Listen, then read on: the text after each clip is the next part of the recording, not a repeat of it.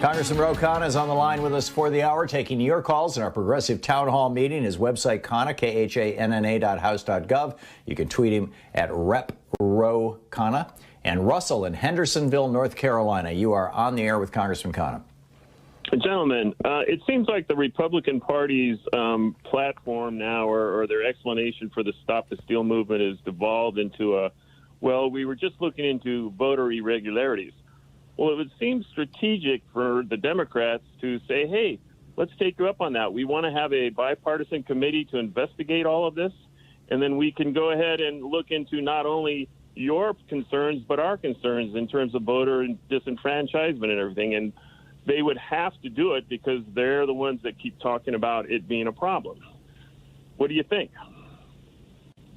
Russell, you're absolutely right. I mean, I think what we would find is that the irregularities and the violations had to do more with voter suppression than anything else. So if they want to create and support creating a commission on election integrity, how to ensure that every American has the right to vote and that vote is counted, I would welcome that, and I think we should run with that. Maya in Chicago, you're on the air with Congressman Khanna. Maya? Hi, thank you so much. Yes, I'm here. I'm in Chicago, and I want to ask Congressman Khanna how he feels about the 10 Republicans who voted for impeachment. I've heard that since the impeachment vote, several of them have had death threats. So particularly Representative Kinzinger, who is a representative from my state. Do you think that this will be a path to bipartisanship and bridge building? I respect them for that vote. It took courage to cast that vote. They have been threatened. I mean, some of the people who came to invade the Capitol, the mob, actually was going after Republicans who they felt weren't standing up for Trump as much as they were targeting Democrats. So obviously some of them I have deep ideological differences with, but on this issue, they chose to protect the rule of law, and I respect that. I try to whatever extent I can to work with anyone in the Congress if it will advance the cause of further democracy, of human rights, of justice, and I'll continue to take that approach. Dale in Springfield, Missouri, you're on the air with Representative Khanna. Well, hello, Representative Khanna. It may well have been my comment a couple of weeks ago that you responded to about Social Security. But your response, I believe, was to just increase a benefit. Well, 10% of any benefit is still 10% that I'm missing. The other, so out of my $1,300 a month Social Security, I pay $130 a month in taxes. Now, the other issue is that I spent 21 years underneath the water in the submarine service to get my retirement, and it's taxed also. So we're the lowest income Americans in the country, and it would help tremendously if you just did away with those taxes. Thank you. I would add, I think it might help Democrats. These were taxes that Ronald Reagan put into place in both cases. Social Security was always tax-free from 33 up until 88, whatever the year was, 83, I think, when Reagan quote, reformed Social Security. Right, Tom, and I was initially sympathetic, and I understand why Dale is pushing this. I checked with Social Security Works and some of the other progressive groups, and their concern is if we go down this road, we're opening up the Pandora's box to other cuts in Social Security revenue. I'm happy to check with them again, but that's been the sort of pushback I've received from some of the progressive groups. But and they said a better way of doing it is just to increase the benefits for people who you want to help. But I'm happy to look at it again and then and see if we have anything new in the next town hall. Mike in St. Louis, Missouri. You're on the air with Congressman Khanna. Thank you, and thank you, Congressman, for being available to do this. I'm an insurance agent, specialized in Medicare. I have over 1,000 active clients, and I'm concerned that the Medicare Advantage plan, with its gigantic, almost $10,000 per person per year subsidy, is a Trojan horse that's up to 40% penetration now. And if you guys don't kill that thing, it's going to kill Medicare. We'll have Medicare for none, let alone Medicare for all. That's a important point. And again, we need a fair regulation on that because it's being abused. I mean, people like Medicare Advantage initially.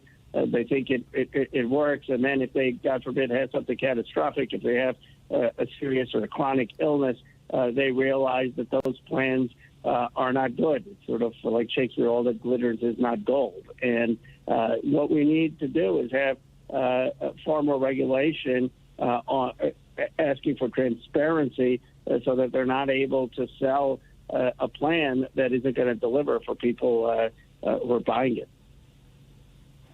Mark in San Francisco, you're on the air with Representative Khanna. Yeah, gentlemen, I wanted to talk about messaging. And over the 4 decades of Reaganomics, trillions of dollars went to the top. I don't have the exact amount, but it's trillions. And what we're asking for is a drop in the bucket compared to what the Republicans have given the rich and corporations. And I think we need to message that either in a graft or somehow to get this point across. It's important. Mark, what we're asking for in terms of investments with the American people and the checks to the American people and COVID relief, you're absolutely right, is much, much less than the drastic tax cuts, both under Trump and Bush, that were passed. I mean, it's the reality is this is not a question of resources, it's a question of values. And what we need to do is convince the American people and the Congress that we ought to be prioritizing the working class and middle class and not the tax cuts for the wealthiest. Jeff in Canton, Ohio, you are on the air with Representative Khanna. Yes, sir. Yes, Mr. Khanna. How are you today? How are you, Tom? We're fine. What's your question, Jeff? Okay. Question real quick. Is the $15 an hour minimum wage increase going to be is it going to pass in the Senate like it should? I hear it's in the House version, but it's questionable about if it'll make it through the Senate version. And sorry, I thought he was done. Go ahead. You're absolutely right. It's going to pass the House. Our battle is in the Senate. We need to insist that it can be passed with 51 votes with reconciliation. The parliamentarian is going to be making a decision, but I think it is absolutely absurd that a parliamentarian who has not been elected to anything or confirmed should get to decide the fate of millions of Americans. And it turns out that the parliamentarian's opinion is just advisory. It's actually the Senate chair, who's Vice President Harris, who will have the decision. My view is that she should rule that it is part of reconciliation. We should get this done. It will deliver in a big way for people across this country. James in Burnsville, West Virginia. You're on the air with Representative Khanna. Just about a minute to the break, by the way. So a quick one. Mr. Khanna, the Veterans Administration has been sending out $800 and $900 bills to the veterans because for the medicine they've been getting, and when they try to file for a waiver, the money that they're allowed to come in a month is too low. That amount of money that a veteran gets to come in a month should be raised to go with the cost of living. Is there something you can do about that? And we sure would appreciate. I'm a Vietnam veteran. We'd appreciate all the help you can give us on trying to do something about those bills coming in for the medicine. I'd like to see Mr. Biden sign an executive order on that. Thank you. Thank you, James. Again, thank you for your service to our country, and we need to do more. We need to make sure that in terms of health care, that we shouldn't be saddled with bills for medicine, and that we need to be doing more in terms of the retirement benefits that you're getting after your service to the country. Congressman Ro Khanna is on the line with us for the hour, taking New York calls, our National Progressive Town Hall meeting here on the Thom Hartmann program. His website is Khanna, KHANNA.house.gov. You can tweet him at Rep, like Representative, Rep Ro Khanna. And welcome back. Grant in Ventura, California. You are on the air with Representative Khanna.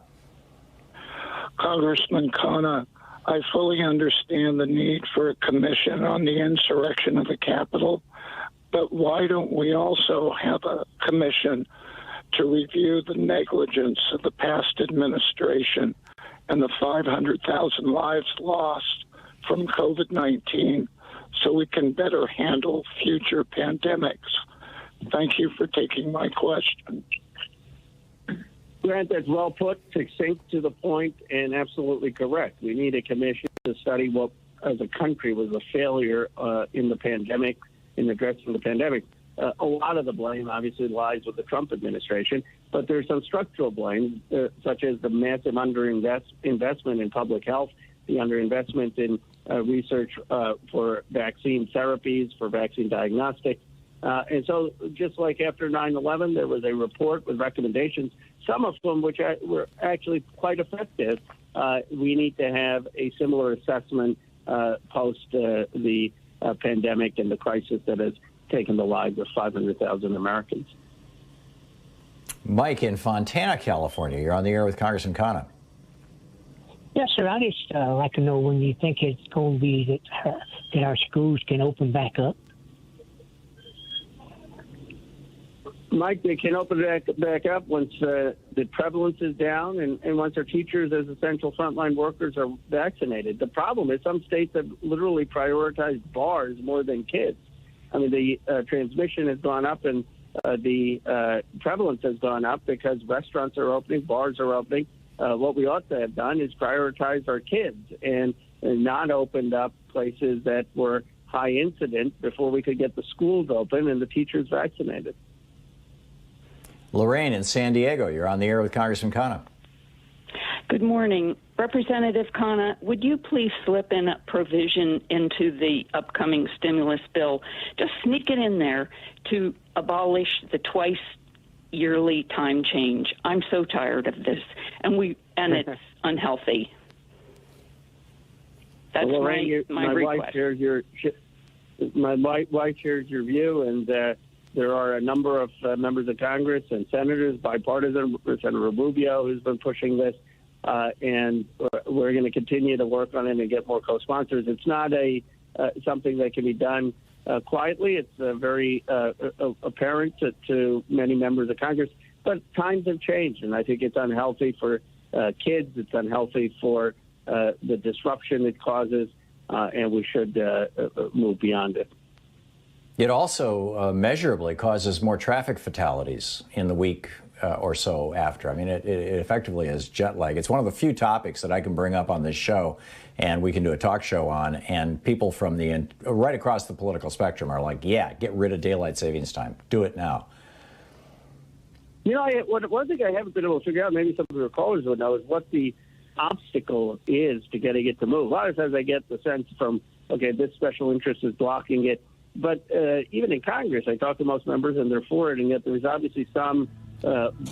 There was a move to end it some years back, and it was successfully blocked by a couple of wealthy guys, and a group that was associated with them who wanted to be able to go hunting golfing. They wanted to play golf. If you just Google that, golf and daylight savings time, the story will pop up. And that was apparently who did it. Anyhow, we'll be right back. It's coming up on 10 minutes before the hour.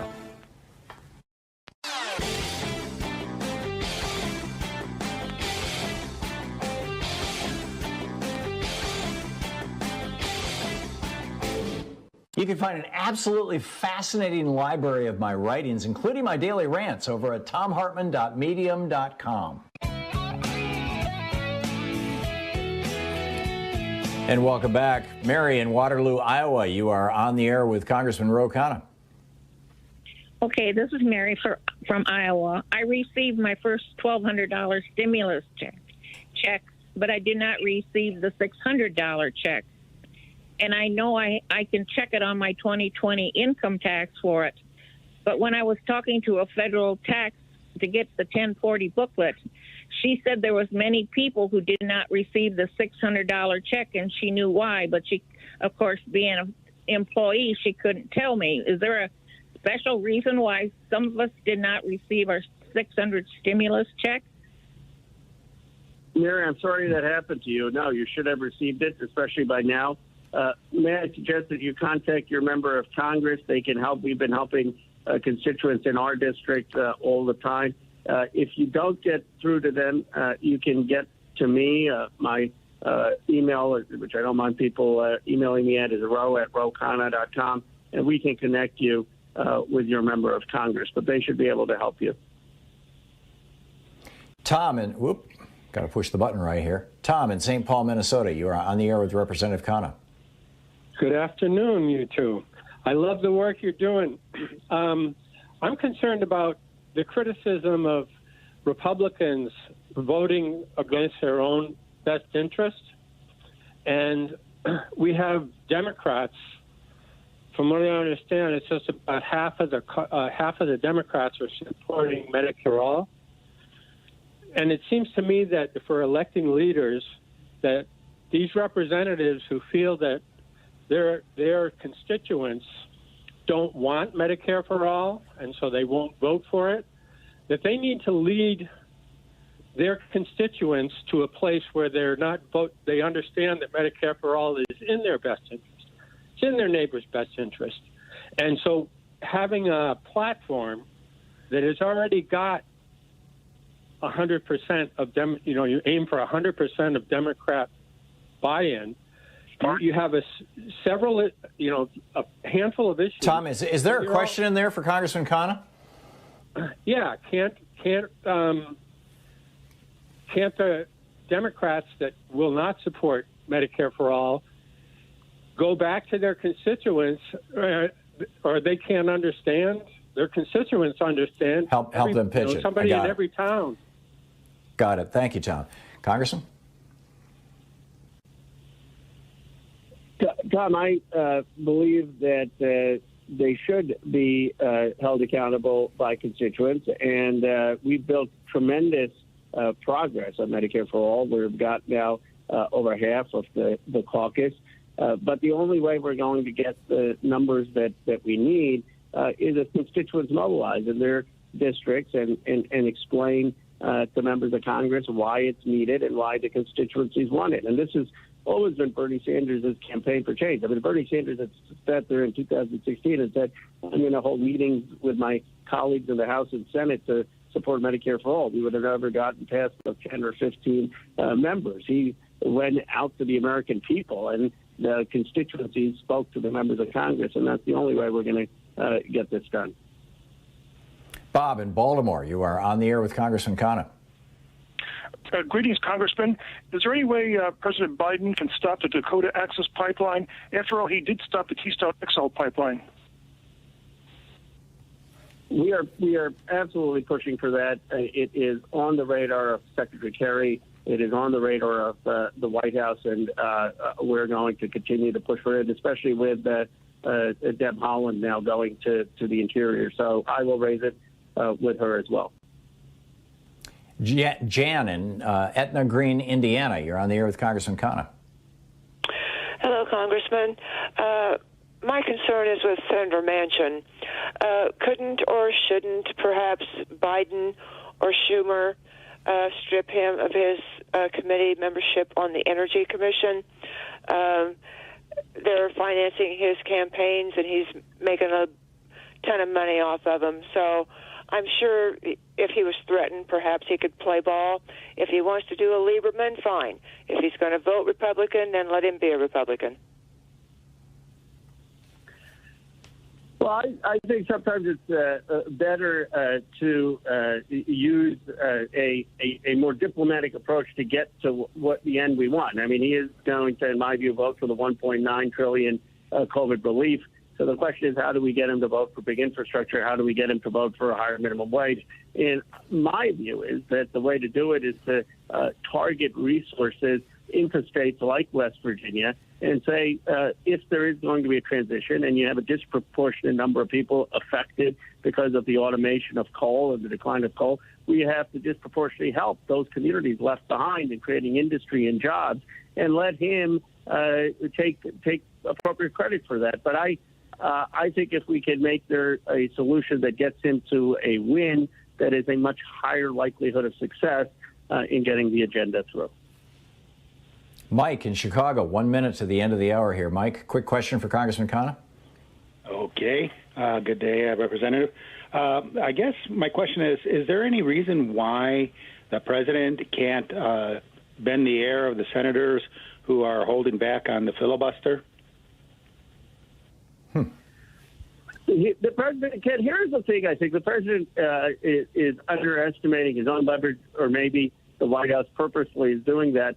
I believe when Joe Biden puts forward the bill is of $1.9 trillion, whatever he includes in it within reason, $15 minimum wage or anything else he campaigned on, I don't think at the end of the day a Democrat could vote against that on final passage. I say that about progressives. I don't think progressives are going to go out and vote against the president's first initiative. And I don't think the moderate Democratic senators are going to go out and vote against it. I think they may complain, they may criticize certain provisions, they may even try to vote to strip a provision on a procedural motion. At the end of the day, they will support what the president wants on his first bill. And so, yes, he should bend the ear to try to eliminate the filibuster. But what he ought to do is get this to be as progressive, strong reconciliation bill as he can make it. There you go. Congressman, thanks so much for dropping by again today. It's great having you with us.